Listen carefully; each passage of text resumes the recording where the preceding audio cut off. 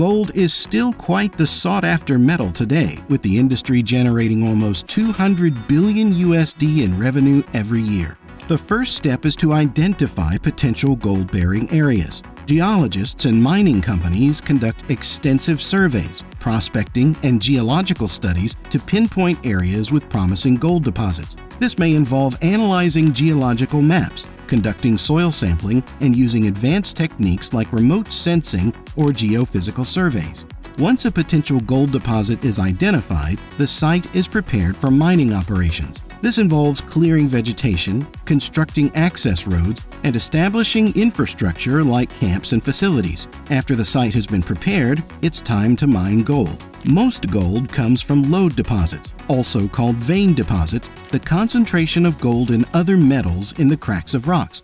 These deposits require hard rock mining, the process of removing gold-bearing rock called ore by drilling and blasting.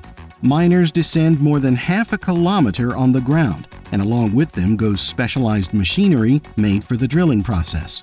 The drilling equipment consists of a long-hole drill rig, which typically includes a drill steel, a long hollow tub, a drilling machine, and a source of compressed air. The long-hole drill rig is positioned in the desired location underground. The drill steel is inserted into the rock or ore face, and the drilling machine starts rotating and simultaneously feeds the drill steel into the rock. Compressed air is forced through the center of the drill steel to assist in removing the drill cuttings from the hole. The pattern and layout of the drill holes are designed based on the specific mining plan and the characteristics of the deposit. These plans are prepared by mining experts and geologists employed by the mining company. Factors such as the size, spacing, and angles of the holes are determined to optimize fragmentation and ensure the safety and efficiency of the blasting process. After the drilling is complete, the drilled holes are prepared for the explosives. This includes cleaning the holes of any debris and installing various components like stemming, material that helps contain the explosive force, detonators, and initiators. Once all the necessary preparations are made, the explosives are carefully placed into the drilled holes, and the blast is initiated from a safe location. The explosion breaks up the rock or ore, creating fragments that can be easily handled, transported, and processed further. After blasting the rock apart with explosives, miners use what's called a mucking machine to transfer the ore to cars, headed to the main shaft and then above ground to the mill. The use of mucking machines helps streamline mining operations by automating the process of removing loose material which would otherwise require manual labor or the use of other equipment like loaders or trucks. The gold-containing material, such as ore or scrap, is first prepared by crushing and grinding it into smaller particles the size of gravel. A mill then pulverizes the gravel to the texture of beach sand. This is done to increase the surface area for subsequent chemical reactions. The factory then adds a water and cyanide solution to the pulverized ore. Another mill grinds it further into a mud-like pulp. This pulp flows into large settling tanks. The wet solids, being heavier, sink to the bottom. The water at the top drains to another area. Workers transfer the wet solids into an agitation tank and blow in air. This process is called aeration or air agitation. The purpose of aeration is to introduce oxygen into the slurry. The oxygen sets off a chemical reaction between the cyanide and the gold trapped in the ore, triggering the gold to dissolve and leach into the surrounding water. Once the gold cyanide complex has been formed and the aeration process is complete, the slurry is sent to drum filters for filtration. Drum filters are large rotating cylindrical filters with a porous surface that allows liquids to pass through while retaining solids. As a result, the water containing the gold is separated from the solid impurities. To recover the solid gold from the loaded solution, a chemical process called precipitation is employed. Commonly used precipitation agents include zinc, carbon, or aluminum. These agents react with the gold ions in the solution to form solid gold particles.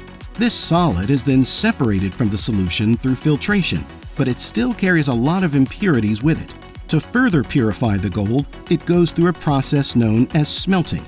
The filtered material, often referred to as gold concentrate, is mixed with flux materials. This includes a concoction of chemicals like manganese dioxide, fluoride, silica flour, borax, and sodium nitrate. Flux helps facilitate the smelting process by reducing the melting point of the impurities and enabling the separation of gold from other elements. The gold concentrate and flux mixture are introduced into a furnace, which is a specialized high-temperature chamber. Inside the furnace, the mixture is exposed to temperatures like 1600 degrees Celsius, causing it to melt. The smelter is rotated to ensure everything inside receives an even heat. The high temperatures effectively separate the gold from other elements present in the concentrate, such as base materials and impurities. The molten material separates into distinct layers based on their densities, with the gold sinking to the bottom due to its higher density. The impurities, known as slag, float to the surface. Workers collect the slag, and a sample is taken to ensure it carries no gold. If it does, it's poured back into the smelter until it is completely gold-free. Once the gold has settled at the bottom of the molten material, it is collected by tilting or pouring the molten mixture. The gold is typically poured into molds or casts, forming what is known as a doré bar or bullion. It's interesting to note that the doré bar or bullion obtained at the end of the smelting process is only 80% pure. To achieve the international standard of gold purity, 99.9%, the gold still needs to be further refined. Once the gold has been refined, it undergoes assaying, which is the process of determining its purity and quality. Assaying is typically performed by specialized laboratories using various analytical methods, such as fire assay, atomic absorption spectroscopy, or mass spectroscopy. The refined gold can be further processed into various forms depending on its intended use. It may be shaped into bars, coins, jewelry, or used in other industrial applications. Adhering to environmental regulations and guidelines is crucial in cyanidation processes since the chemical carries grave environmental risks if not properly managed. Quality control procedures ensure compliance with environmental regulations and guidelines, preventing the release of excessive cyanide or other contaminants into the environment. Effective effluent treatment and waste management processes help minimize the environmental impact of the cyanidation operation.